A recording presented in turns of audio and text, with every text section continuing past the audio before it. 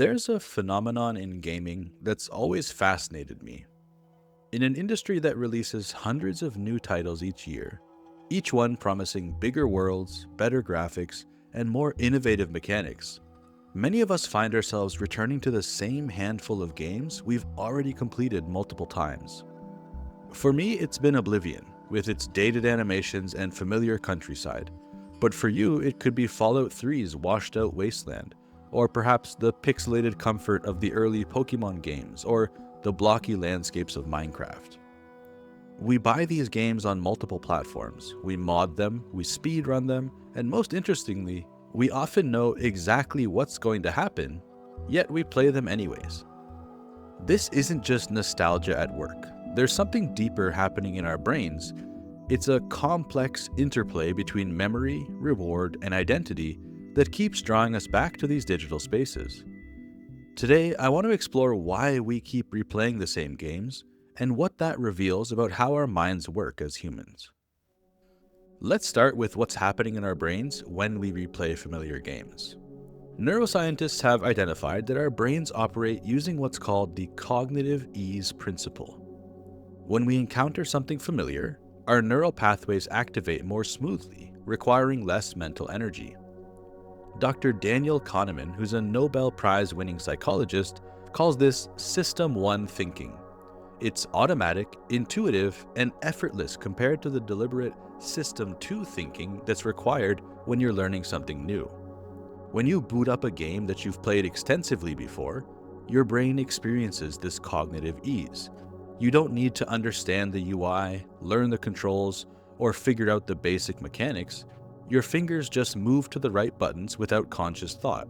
You know exactly which spells to equip or which weapons to prioritize or who to talk to.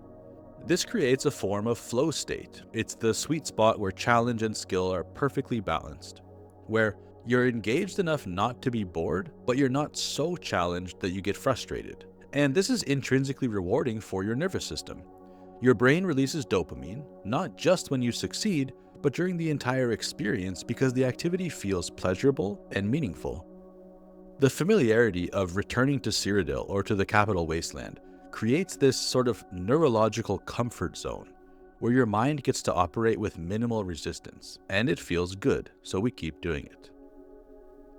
But cognitive ease alone doesn't explain our attachment to specific games. The reward structure also plays a crucial role. Game designers implement something that psychologists call variable ratio reinforcement schedules. It's the same mechanism that makes gambling so addictive. In RPGs like Oblivion, this could be random loot drops, critical hits in combat, or discovering a hidden cave that wasn't marked on your map until you stumbled into it. When these rewards are unpredictable but still consistent, they create these powerful dopamine loops in our brains. And importantly, our brains don't completely habituate to these rewards, even after hundreds of hours of play. Research from Washington University showed that replaying familiar games activates the striatum, a region of the brain associated with habit formation and reward processing in ways similar to other comforting rituals.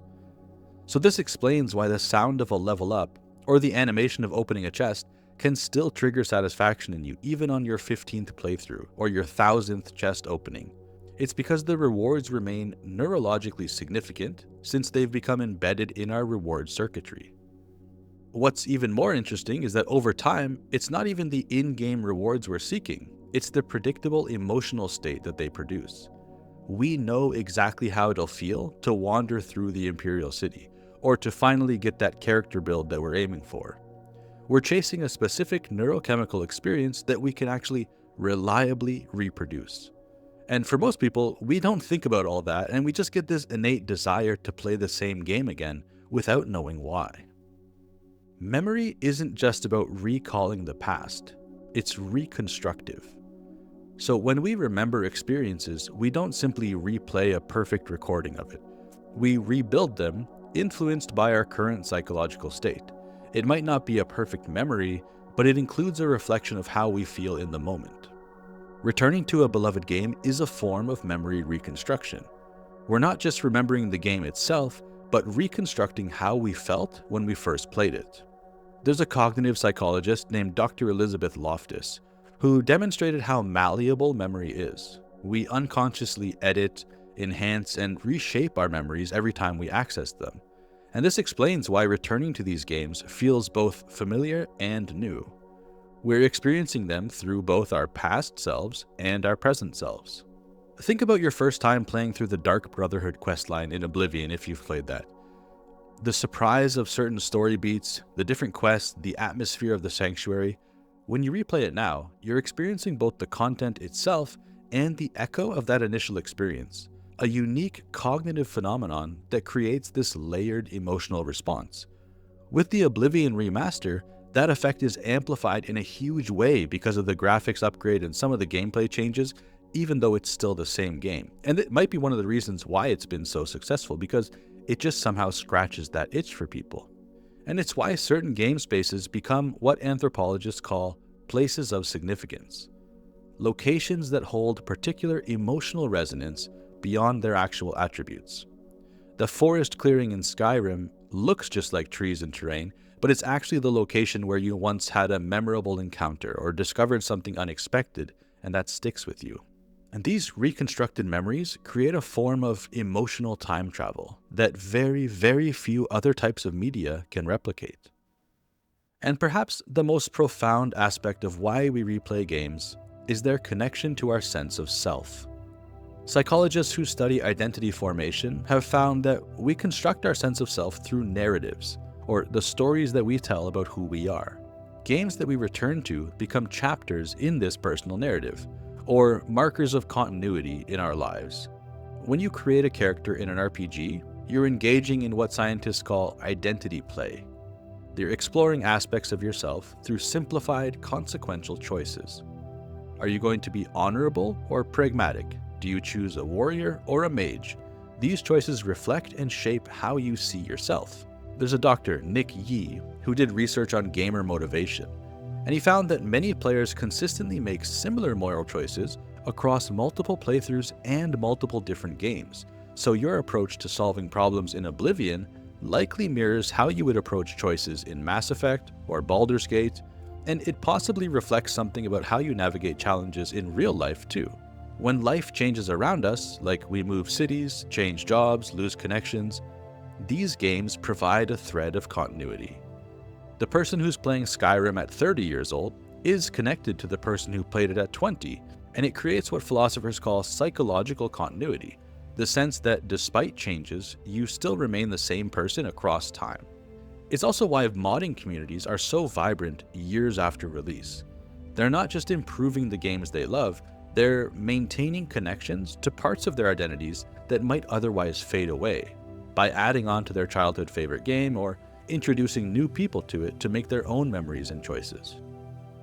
So when we return to these familiar digital worlds, we're doing something more complex than simply replaying a game. We're engaging our brains in an optimum state of cognitive ease.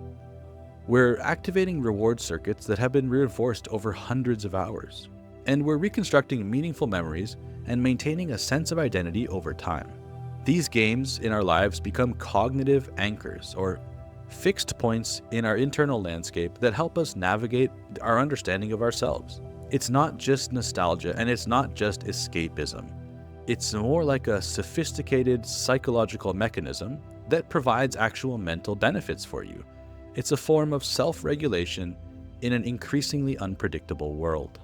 So next time somebody questions why you're starting yet another playthrough of Skyrim, or another playthrough of a game that you've completed multiple times, you can tell them you're not just playing a game, you're maintaining your neural pathways, engaging in emotional regulation, and reconnecting with your own identity.